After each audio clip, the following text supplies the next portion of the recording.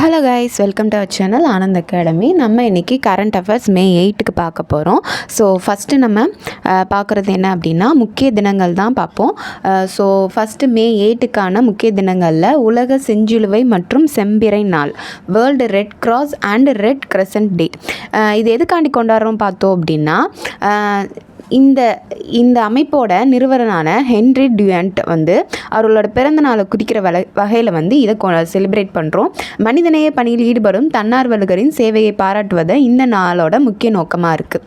இந்த வருஷத்தோட கருத்து என்ன நம்ம பார்த்தோம் அப்படின்னா, மாநிலத்தின் ஒன்றிணைவும், அதாவது மாநிலத்தின் ஒன்றிணைவு தான் கருத்துரு. யுனைடெட் இன் ஹியூமனிட்டி தான் 2026ஓட கருத்துருவாக இருக்குது. சரியா? இதோட முக்கியத்துவம் பார்த்தோம் அப்படின்னா, இந்த நாளோட போர்க்காலங்கள், இயற்கை பேரிடர்கள் மற்றும் அவசர காலங்களில் சாதி மத இன வேறுபாடின்றி உயிர்களை காக்கும் தன்னார்வலை கௌரவிப்பது தான் இந்த நாளோட முக்கிய நோக்கமாக இருக்குது. நெக்ஸ்ட்டு மே 8 உலக தலசீமியா தினம், வேர்ல்டு தலசீமியா டே. இது எதுக்கு நம்ம பண்ணுறோம் பார்த்தோன்னா, தலசீமியா என்பது ஒரு மரபணு சார்ந்த இரத்த குறைபாடு நோயாகும். இது குறித்த விழிப்புணர்வு மக்களிடையே ஏற்படுத்துறதுக்கு தான் இந்த நாளை நம்ம கடைபிடிச்சிட்டு வரோம். இந்த வருஷத்தோட நம்ம கருத்துரு பார்த்தோம் அப்படின்னா, இனி மறக்க வேண்டாம், கண்டறியப்படாதவர்களை கண்டறிதல், கவலைப்படாதவர்களுக்கு ஆதரவளித்தல், அதாவது hidden in no more, finding the undiagnosed, supporting the unseen. இதுதான் இந்த வருஷத்தோட கருத்துருவாக இருக்குது. இதோட முக்கியத்துவம் பார்த்தோம் அப்படின்னா, அதாவது ஏர்லி ஸ்டேஜ்லேயே அது நோயை கண்டறிது மற்றும் முறையான சிகிச்சை, அதோட இந்த நோயை குறித்து சமூக விழிப்புணர்வு அதிகரிப்பை தான் இந்த நாளோட முக்கியத்துவமாக கொண்டு வந்திருக்காங்க. நெக்ஸ்ட் கொஸ்டின்ஸ் பாருங்கள். இந்தியாவின் முதல் முத்து வளர்ப்பு தொகுப்பு, பேர்ல் கல்டிவேஷன் கிளஸ்டர் எங்கே ஆரம்பிச்சிருக்காங்க அப்படின்னா, ஹசாரிபாக், ஜார்க்கண்டில் தான் ஆரம்பிச்சிருக்காங்க. ஜார்க்கண்ட் மாநிலத்தில் உள்ள ஹசாரிபாக் மாவட்டத்தில் தான் இந்தியாவில் முதல் முத்து வளர்ப்பு தொகுப்பு உருவாக்கியிருக்காங்க. இது எந்த திட்டத்தின் கீழ் வருதுன்னு நம்ம பார்த்தோம் அப்படின்னா, பிரதான் மந்திரி மத்ஸ்ய சம்பத யோஜனா, PMMSY. இந்த திட்டத்தின் கீழே தான் இதை உருவாக்கியிருக்காங்க. இந்த திட்டம் மீன்வளம் மற்றும் நீர்வாழ் உயிரின வளர்ப்பை மேம்படுத்துறத முக்கிய நோக்கமாக கொண்டிருக்கு இந்த திட்டம். அதன்படி இப்போ முத்து வளர்ப்பு தொகுப்பு இந்த நம்மளுக்கு ஜார்க்கண்ட் மாநிலத்தில் உள்ள ஹைதராபாத்தில் நம்மளுக்கு என்ன பண்ணியிருக்காங்க அப்படின்னா ஸ்டார்ட் பண்ணியிருக்காங்க. இந்த திட்டத்திற்காக மத்திய மற்றும் ஜார்க்கண்ட் அரசுகள் இணைந்து 22 கோடியை முதலீடு செஞ்சுருக்காங்க. இது எப்போ ஸ்டார்ட் பண்ணியிருப்பாங்கன்னு பார்த்தோம் அப்படின்னா, எப்போ நம்மளுக்கு இதை அறிவிச்சிருக்காங்க அப்படின்னா, ஆகஸ்ட் 30, 2024 அறிவிச்சிட்டாங்க. பட் ஆனால் இப்போ தான் ஸ்டார்ட் பண்ணியிருக்காங்க. இதில் எந்த வகையான சிப்பி பயன்படுத்தப்படுதுன்னு பார்த்தோம் அப்படின்னா, ஹிரோப்சிப்ஸ் கும்கி, இந்த வகையான நன்னீர் சிப்பி இனம் தான் இந்த முத்து வளர்ப்பில் பயன்படுத்துகிறாங்க. அதே மாதிரி தேசிய மீன்வள மேம்பாட்டு வாரியம் இப்பகுதியில் இருந்து சுமார் 1.02 லட்சம் முத்துக்களை உற்பத்தியானதை பதிவு செஞ்சுருக்காங்க. ஓகே, நெக்ஸ்ட் 4th கொஸ்டின் பாருங்கள். இந்திய அரசு சமீபத்தில் காப்பீட்டுத் துறையில் தானியங்கி வழிமுறையின் கீழ் அனுமதிக்கப்பட்டுள்ள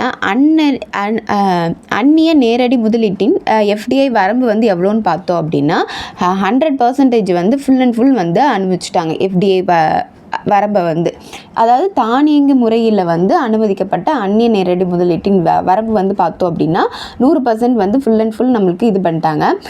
காப்பீட்டுத் துறையில் முதலீடுகளை ஈர்ப்பதற்காகவும் காப்பீட்டு பரவலை அதிகரிப்பதற்காகவும் இந்திய அரசு சில முக்கிய முடிவுகளை எடுத்திருக்காங்க. அதன்படி பார்த்தோம் அப்படின்னா, தானியங்கி முறையில் 100% அந்நிய நேரடி முதலீப்பை இந்திய அரசு அனுமதிச்சிருக்காங்க. இதன் மூலம் வெளிநாட்டு முதலீட்டாளர்கள் முதலீடு செய்வதற்கு முன் அரசிடமிருந்து எந்த முன் அனுமதியும் பெற தேவையில்லை. ஏன்னா 100% அவங்க அலோவ் பண்ணதுனால அவங்களுக்கு எந்த ஒரு முன் அனுமதி இல்லாமல் நம்ம அவங்க டைரெக்டாக இன்வெஸ்ட் பண்ணிக்கலாம். இது யார் யாருக்கெல்லாம் இதாகும்னு பார்த்தோம் அப்படின்னா, பொருந்துன்னு பார்த்தோம் அப்படின்னா, காப்பீட்டு நிறுவனங்கள், தரகர்கள், அதாவது புரோக்கர்ஸ் மற்றும் காப்பீட்டுத்துறை சார்ந்த 3ஆம் தரப்பு நிர்வாகிகளுக்கு பொருந்தும். சரியா? அதே மாதிரி இந்த முதலீடுகள் அனைத்தும் இந்திய காப்பீட்டு ஒழுங்குமுறை மற்றும் வளர்ச்சி முகமையால் ஒழுங்குபடுத்தப்படும் சொல்லியிருக்காங்க.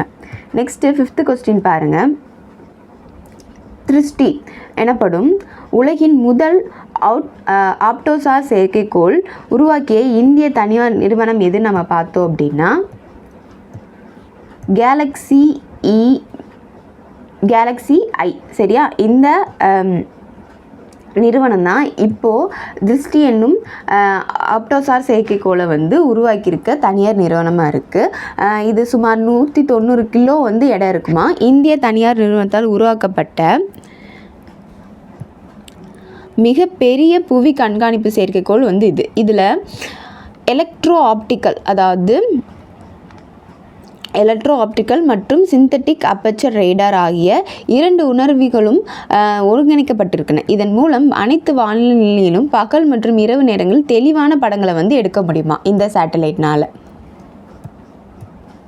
அதே மாதிரி இந்த செயற்கைக்கோள் கலிஃபோர்னியாவிலிருந்து SpaceX நிறுவனத்தின் ஃபால்கன் 9 ராக்கெட் மூலம் விண்ணில் செலுத்தப்பட்டது சரியா. அதே மாதிரி இது எதுக்காக முக்கிய நோக்கம்னு பார்த்தோன்னா பாதுகாப்பு, மேலாண்மை, பேரிடர் மேலாண்மை மற்றும் உட்கட்டமைப்பு திட்டமிடல் ஆகிய துறைகளுக்கு இது பெரிதும் உதவுதுன்னு சொல்லியிருக்காங்க இந்த செயற்கைக்கோள்.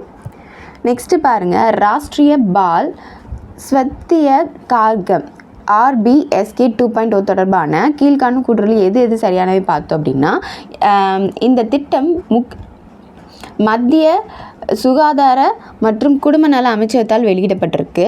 நெக்ஸ்ட்டு பார்த்தோம் அப்படின்னா இது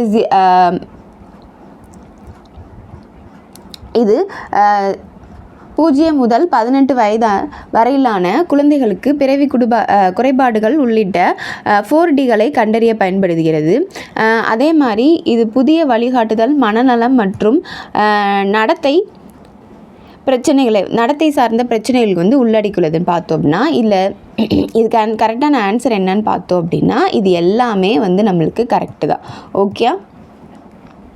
ஏன்னா இப்போ இது எதுக்காண்டி பார்க்குறோம் அப்படின்னா, ரீசெண்டாக இந்த திட்டத்தின் கீழே வந்து புதிய வழிகாட்டுதலை வந்து இப்போ வெளியிட்டிருக்காங்க. அதனால தான் இப்போ இதை பார்க்குறோம் இந்த கொஸ்டினை.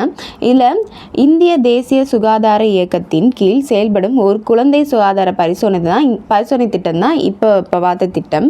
இது வந்து 0 முதல் 18 வயதான குழந்தைகளுக்கு பிறவி குறைபாடுகள், நோய்கள், ஊட்டச்சத்து குறைபாடுகள் மற்றும் வளர்ச்சி தாமதங்கள் ஆகிய 4Dகளை வந்து கண்டறிந்து சிகிச்சை வந்து இந்த திட்டத்தின் மூலியமாக அளிக்கிறாங்க. 4D அப்படின்னா என்னென்னது கொடுக்குறாங்க, என்னென்ன இதெல்லாம் நம்ம டெஃபிஷியன்சிலாம் பார்க்குறோம் அப்படின்னா, defects at birth, diseases, deficiency, development delays.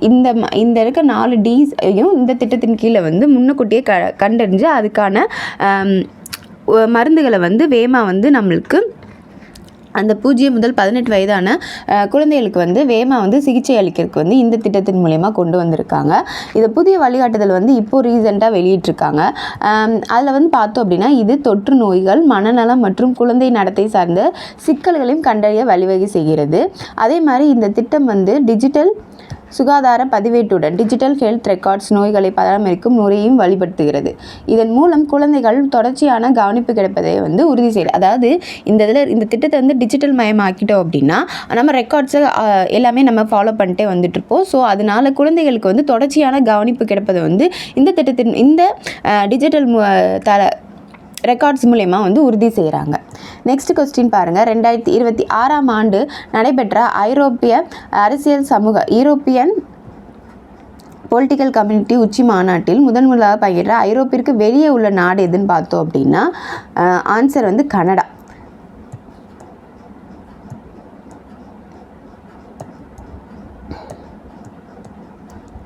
Okay. இது என்ன அப்படின்னா 2002ஆம் ஆண்டு ரஷ்யா உக்ரைன் மீது படையெடுத்த பிறகு ஐரோப்பிய கண்டத்தின் போது பாதுகாப்பு மற்றும் ஒத்துழைப்பை உறுதிப்படுத்த ஐரோப்பிய அரசியல் சமூகம் யூரோப்பியன் பொலிட்டிக்கல் கமிட்டி வந்து உருவாக்குனாங்க 2022 ரஷ்யா உக்ரைன் போருக்கு அப்புறமா. அப்போது அதை உருவாக்குனதுக்கப்புறம் இப்போ 2026 வந்து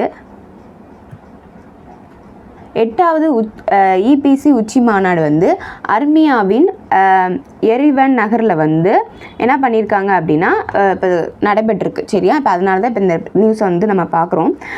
இந்த அமைப்பில் பொதுவாக ஐரோப்பிய ஒன்றிய நாடுகள் ஐரோப்பியா சார்ந்த நாடுகள் தான் இருக்கும். யூகே, துருக்கி, நார்வே போன்றதாக இருக்கும். ஆனால் இப்போது ரீசெண்டாக 2026 முதல் முறையாக ஐரோப்பிய கண்டத்துக்கு வெளியே உள்ள கனடாவும் இப்போ பங்கேற்றிருக்காங்க. இதோட நோக்கம் பார்த்தோம் அப்படின்னா இந்த மாநாட்டில் அரசியல் நிலைத்தன்மை, பாதுகாப்பு மற்றும் உட்கட்டமைப்பு மேம்பாடு குறித்து விரிவாக விவாதிக்கப்பட்டுச்சுன்னு சொல்கிறாங்க. நெக்ஸ்ட் பாருங்கள், இந்தியாவின் முதல் மாநில தலைமையிலான விண்வெளி தொழில்நுட்பத்திற்கான சிறப்பு மையம் centre of excellence for space technology எங்கே தொடங்கப்பட்டதுன்னு பார்த்தோம் அப்படின்னா இதுக்கு ஆன்சர் வந்து பெங்களூர். ஓகே, பெங்களூரில் தான் இப்போது விண்வெளித்துறையின் மாநில அரசு முன்னெடுக்கும் இந்தியாவின் முதல் சிறப்பு மையம் வந்து ஸ்டார்ட் பண்ணியிருக்காங்க. இது கர்நாடக மாநிலம் பெங்களூரில் வந்து தொடங்கப்பட்டிருக்கு. கர்நாடக அரசு விண்வெளி தொழில் முனைவோர் மற்றும் தொழில்நுட்ப சங்கம் உடன் இணைந்து இந்த மையத்தை வந்து அமைச்சிருக்காங்க. அதே மாதிரி விண்வெளித்துறையில் மேம்பட்ட ஆராய்ச்சி மற்றும் கண்டுபிடிப்புகளை ஊக்குவித்தல் வந்து இந்த அமைப்பில் முக்கிய நோக்கமாக இருக்குது. அதே மாதிரி ஸ்டார்ட் அப் நிறுவனங்களுக்கு தேவையான உதவிகளையும் இந்த திட்டத்தின் மூலமாக வழங்குறாங்க. அதே மாதிரி கல்வி மற்றும் தொழில் துறை இடையிலான இடைவெளியை வந்து குறைத்து புதிய வேலை வாய்ப்புகளை வந்து உருவாக்குறதுலையும் இந்த திட்டத்தின் மூலயமா அவங்க வந்து செய்கிறாங்க. ஸோ இதோட நம்மளுக்கு மே 8 கரண்ட் அஃபேர்ஸ் வந்து முடிச்சிட்டோம். ஆல்ரெடி நம்ம ஃபஸ்ட்லேருந்து 8 வரைக்கும் இருக்குது. இப்போது கரண்ட் அஃபேர்ஸ் வந்து நம்ம சேனலில் இருக்குது. நான் லிங்க் டிஸ்கிரிப்ஷனில் தரேன். ஸோ மறக்காமல் பார்த்துருங்க. அதே மாதிரி குரூப் 4க்கான தமிழ் இலக்கணம் கிளாஸஸ் போய்கிட்டு இருக்குது. ஸோ மறக்காமல் சேனலை சப்ஸ்கிரைப் பண்ணிக்கோங்க. வீடியோ பிடிச்சிருந்துச்சுன்னா லைக் பண்ணுங்கள். தேங்க்யூ.